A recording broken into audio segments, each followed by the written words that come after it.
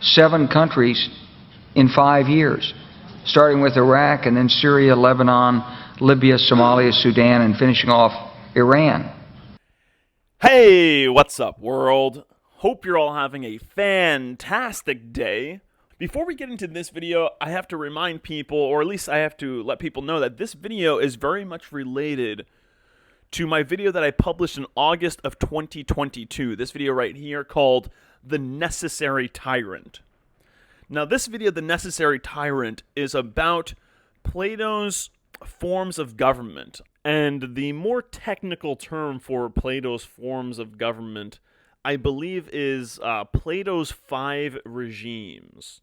So that's actually what it's called in Plato's Republic. They're called the 5 regimes. So in Plato's The Republic, aristocracies is the first form of government. And even what DuckDuckGo has here is actually wrong. Let me just read what DuckDuckGo has here, and then I'll jump off of that. So Plato describes 5 forms of government in his work, The Republic. Aristocracy, ruled by philosopher kings. Timocracy, ruled by honor. Oligarchy, ruled by the wealthy. Democracy, ruled by the people. And tyranny, ruled by a dictator. He argues that aristocracy is the ideal form as it promotes wisdom and virtue, while the others are progressively less desirable. So this is, it's somewhat wrong. The thing is, it's actually misunderstood. And this is something that a lot of people don't realize nowadays. A lot of people nowadays, they think that historians have this time period figured out. And this is a problem that we have, is that a lot of the experts, they like to come off as if they know everything already. This is especially true with historians. These historians, these experts, they will never admit that there is more that is unknown about these periods. There is more that is unknown in our history than there is that is known. They really like to make it as if they have everything figured out. And this is another case right here. See, because the truth is that Plato didn't really mean to say that they're progressively less desirable. I mean, yeah, they get progressively worse. But Plato also made the point that this is a natural order of things. That this is typically what happens as societies progress. So for instance, let me just explain it myself, instead of just like beating around the bush. So all societies have to start off as aristocracies. Why is that, right? Well, why is that?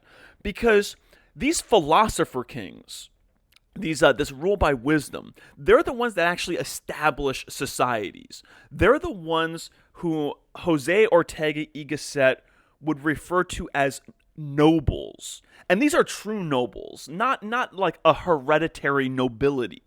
No, according to Ortega, a noble is a person who is well known. And the reason they are well known is because they ask more of themselves than other people ask of them. They go above and beyond the expectations. They go outside of themselves and not only do things for themselves, but then do things for others. And they're the ones who put themselves on the line and create things. These are the creators. These are the people who create societies. They're the ones who say, you know what, I'm going to put in the hard work to make something here that will not just benefit me, that will benefit other people and will attract people here, and then we'll work together. These are virtuous people. These are people with actual virtues. And they create societies. Now, of course, are all of these founders of societies, these virtuosos that I'm talking about or that I have mentioned? Not always. It's very possible that they have malevolent ideas in mind. It's very possible that they just pretend to be virtuous, that they just pretend to care to attract people to them so that they can get them in their trap. This is totally possible. But in general, a society, these societies require these types of people who go above and beyond what the average person does. And these are supposed philosopher kings, if you want to say it. Are they all philosophers? Are they all true lovers of wisdom? Not in the holy sense. It's very possible, like when we look at the cult founders of societies, when we look at the powers that shouldn't be who have created many of the societies that we have today, they obviously did so for malevolent reasons. What these people did was they organized. They were basically masters of the skies. They studied the stars, they studied the moon, they studied these phases. They became very wise to the heavens. But they did this for malevolent reasons. They did this so that they can then use this knowledge that they have to leverage against people, to convince primitive man that they were descendant from the heavens. And they did this by showing that they had some knowledge of the heavens. They would make a prediction, like a solar eclipse. There's going to be something that blocks out the sun. And then when they managed to accurately predict that, people were like, "Oh my God, amazing! They must have some connections with the heavens." But in truth, this was all a trap. And this is actually why we have sites like Stonehenge. And this is why sites like Stonehenge were actually very far away from these ancient civilizations, where these ancient civilizations were created, because these powers that shouldn't be, I was going to use another word for them, but I'm trying not to curse. I was going to call them a sea sucker. Let's just say that. And by sea, I don't mean like SEAC. No, I mean like C, like the letter C, that begins with a word. I think it's a 4-letter word. It's a 4-letter word. These sea suckers, right? So these sea suckers, what they did was they made sure that what they were going to be using to study the stars, to study the heavens, was kind of far away from other people. Okay, that's why you have sites kind of like, in weird places. At least that's my theory, right? And they wanted to do that so that these people, where they were creating their slaves, like in ancient Egypt, wouldn't become privy to what was really going on. But anyway, I digress, right? We're stuck over here on the first form of government. We got fucking 4 more forms of government over here. I'm not doing a good job. This is already a long video. I'm already losing those with short attention spans. Those whose brains have been wired for like the TikTok videos. Sorry guys, I don't do that here. Sorry, people. I like to have like a healthy exposition for what I'm talking about.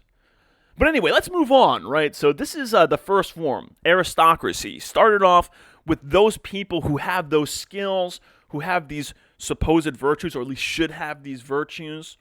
Then what happens is it becomes a system of honor. Now, why does this happen? Why does it become a system of honor? Why does it become an aristocracy to a timocracy? Well, what happens is, once the society is established, it basically becomes automated. It becomes automated. Those people at the top no longer really have to prove themselves. They kind of like, word has spread. They've become well known. So they don't have to really prove themselves anymore. Their next generation, their children, become very spoiled because their children grow up with the silver spoon in their mouth. And then when those who originally established it die, when maybe their offspring that were killed eventually die, you eventually get to a point where you have a leader class that basically, they don't have any real skills of their own. They've become so spoiled. They stopped asking more of themselves than other people ask of them, like their predecessors did. And they start ruling by, I'm honor. I'm honoring this family, or I'm honoring this name. And that's actually what happens here in a timocracy. And this is almost inevitable. If the people are not properly informed, if they're not properly educated, then this is inevitable. Okay? It's not inevitable like always. It's only inevitable when the education is lacking. Okay, when we drop our guard as a collective. When we all start turning into ourselves and becoming these self-indulgent losers who think that we're separate from our fellow man. When we stop realizing that we're our brother's keeper. So then what happens is it goes from rule by honor to rule by the wealthy. And now these wealthy, there's several reasons why this happens. Another reason why this happens is because society starts to become a little agitated. Those other people who have now been living under the rule, they start to realize, wait a second, these people at the top, all they have is honor. I mean, they're not all that special. They're not divine like their predecessors. So they start becoming anxious. So then they need to open up the power to society to more people to quell unease. You know, these people who have managed to gather wealth, they're now a threat to the ruling class. So what the ruling class has to do is bring them into the fold. So they say, okay, you know what? We need more guards of society, more people in the fold that are willing to step on their fellow man's face with the iron boot of the state. Okay, so what happens is it then has to open up to more people. So it opens up to the wealthy. The wealthy basically manage to leverage their wealth to obtain power from these people who are tied to the original aristocracy, who are like ruling by honor. These are all intertwined. But then what happens is, once the wealthy come in, and this idea of honor fades out, society becomes very dark. Society becomes very dark, very corrupt, very oppressive. And then the people, the vast majority of people, start to say, you know what, we want power too. We're tired of being stepped on with the boot of the state. We want power too. So then what they do is they devise a plan, and they're like, you know what, we'll create a democracy ruled by the people. And in a democracy, it's still actually being ruled by the wealthy. They're just influencing people's votes over here. They're, it's kind of like what we have nowadays, where it's not really a democracy. There's no real rule by the people. And then this is when the necessary tyrant comes in. What happens is, once the democracy comes in, society really starts to go to shit. And society starts to go to shit because this democracy brings more. It does bring more people into the fold. You know, the oligarchy, they need to start buying off other people. Then those people are bought into the state. Then you have more people in the state. Then you just have more corruption. What this does actually is it breeds even more corruption. And then the corruption, there's nobody to blame on it. Who do we blame on the corruption? We blame the people? How do you blame the people? What people? Us people? We blame ourselves? People aren't capable of blaming themselves. People don't like to take responsibility for their actions. So then what happens is when it's ruled by the people, there's nobody to fucking blame. There's no accountability. Just like today, there's no accountability. What we do, we try to vote other people in, but they're just as part of the fold as the others. Zero accountability. The people start getting really restless. And at this point, the people need a people's champion. And that's what a tyrant always claims to be at the beginning. A tyrant is like the people's champion. The people then cede their power to this one individual and tell this individual, please save us from ourselves. And then that's when the tyrant comes in. But unfortunately, 99% of the times in history, this tyrant is a wolf in sheep's clothing. This tyrant is a Trojan horse that has been pre-selected by this wealthy group. And I'm sure that they can decide this decades in advance because this group, this ruling elite, they're aware of this. They're aware that society follows these patterns, so they can time it. They can be like, you know what, we're going to set it up. Our dictator is going to be this many years in. It's probably going to be this person. They can set this up because they have an understanding of this.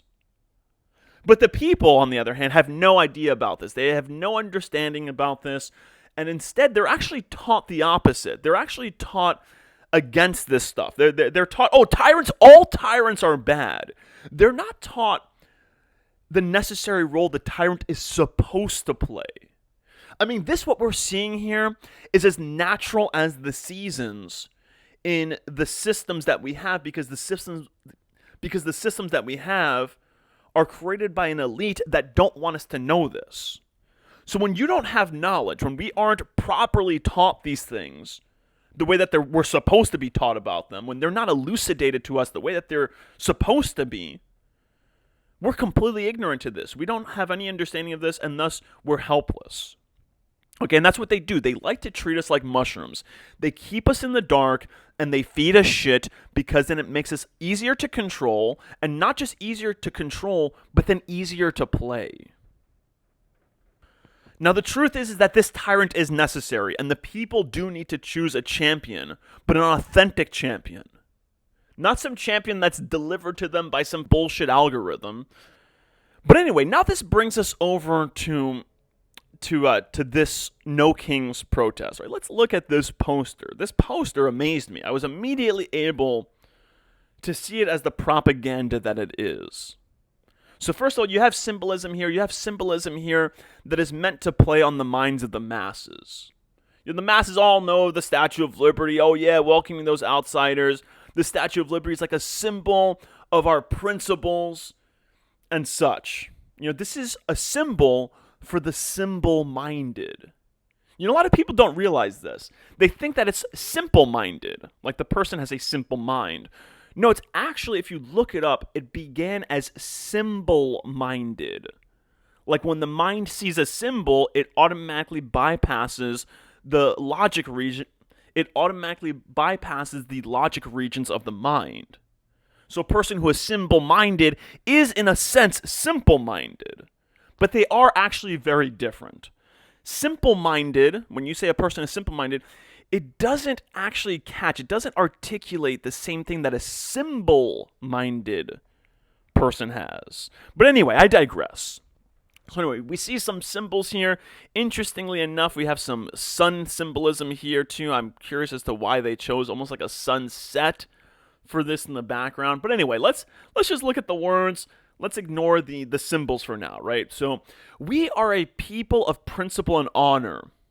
Oh, really? Where were our principles and our honor during the COVID lockdowns?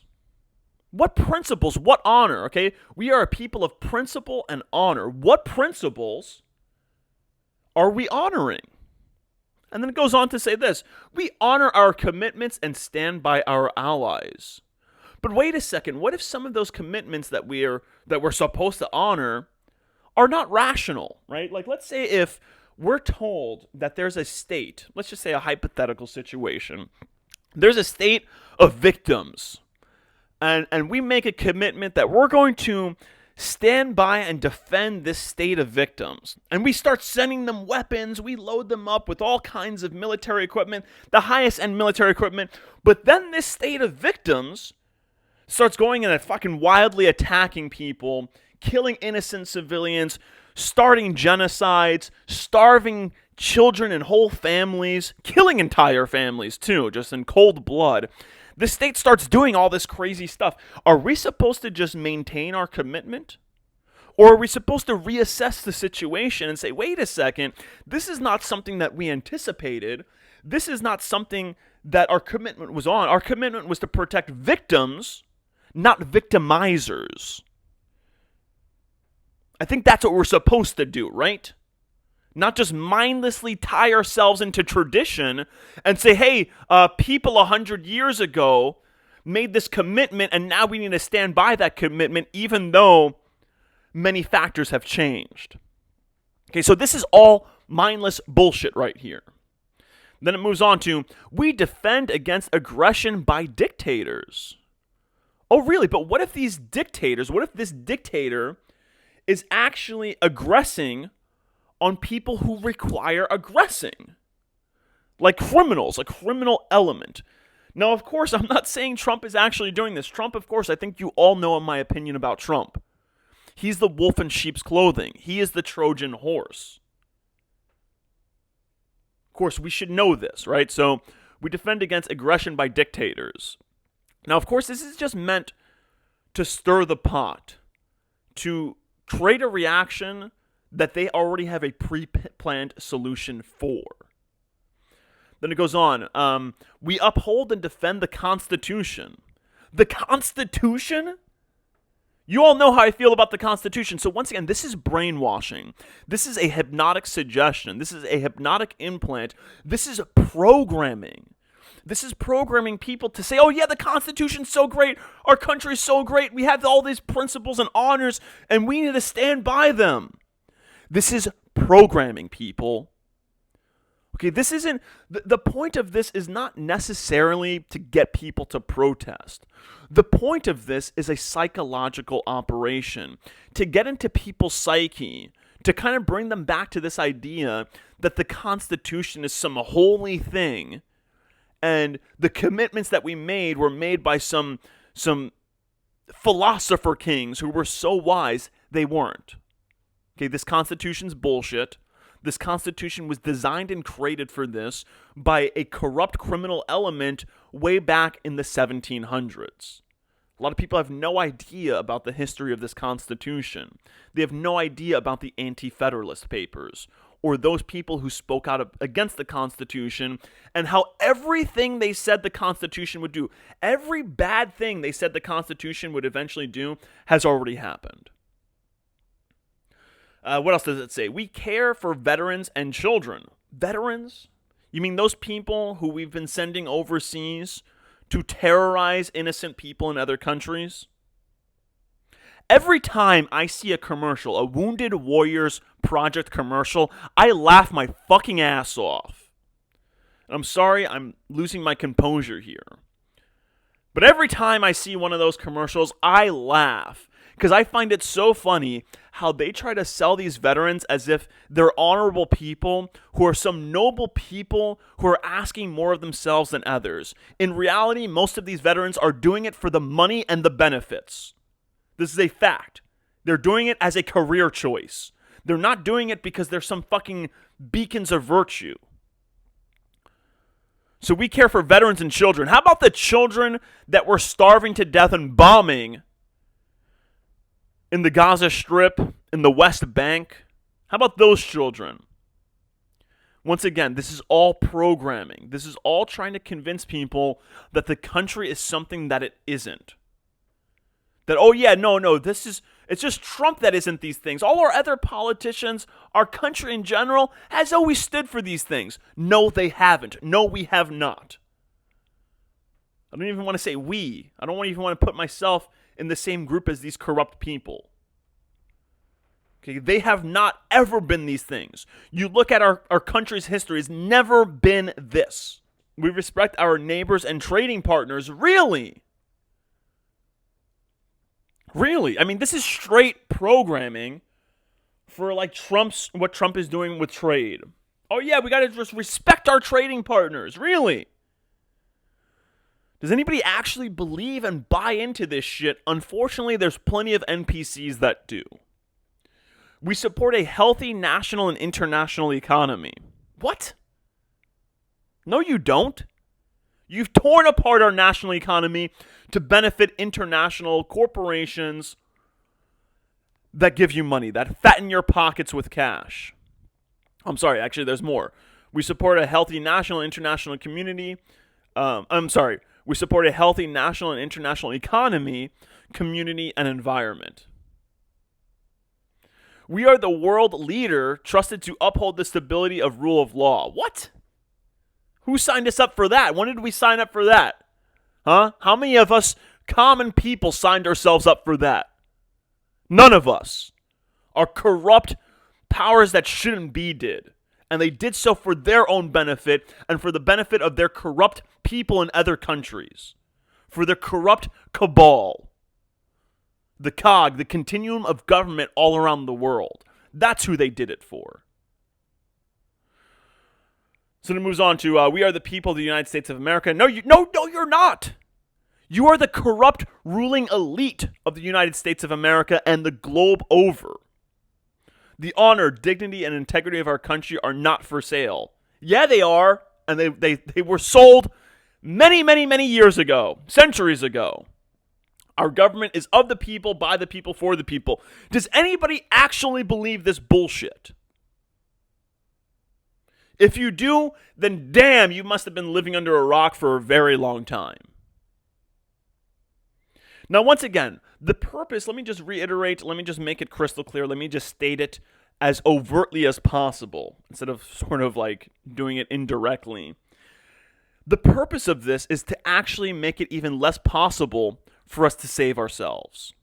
The purpose of this is to stain in people's minds this idea that we don't want any kings, that we don't want this necessary tyrant. So now this will push off this necessary tyrant, this true people's champion, for another few generations. Because now another few generations will be brainwashed with this bullshit that we don't want any kings. We want to continue on with our democracy with one of the most corrupt forms of government in Plato's forms of government, actually the most corrupt form of government, because really the tyrant is supposed to come in to end this corruption. So they want us to stay at the bottom of the barrel. And that is the truth. That's actually what they're advocating and what they're selling us. And we think that they're giving us the cream of the crop. They're literally giving us the worst of the worst. And they have us believing that we're getting the best of the best. And then they're stopping us, they're preventing us from taking this next step to actually clear up all of this corruption and bring us back to the point of a philosopher king where wisdom and virtues are the things that really lead society. This is what's really happening here, people. This is really the program that we're being locked into. They're keeping us trapped in this loop of democracy, really having us believe it's the fucking best of the best. Okay, but this is actually what's happening. This is the real purpose of the No Kings protest. It's not actually, I don't know, like people out there, you got all these fucking shills, all these counterintelligence people who are like, oh yeah, they're just trying to, create chaos. No, this is just a program. This is just a program that they're installing into people's minds to prevent them from taking that next logical step. To prevent them from seeing the horrors of the Constitution. But anyway, that's all I really have to say here. I'll just be repeating myself from this point out if I continue this video. So I'm going to end it here. You all stay optimistic, stay healthy, and stay sharp. None of it is true. You're beginning to believe the illusions we're spinning here. You're beginning to think that the tube is reality and that your own lives are unreal.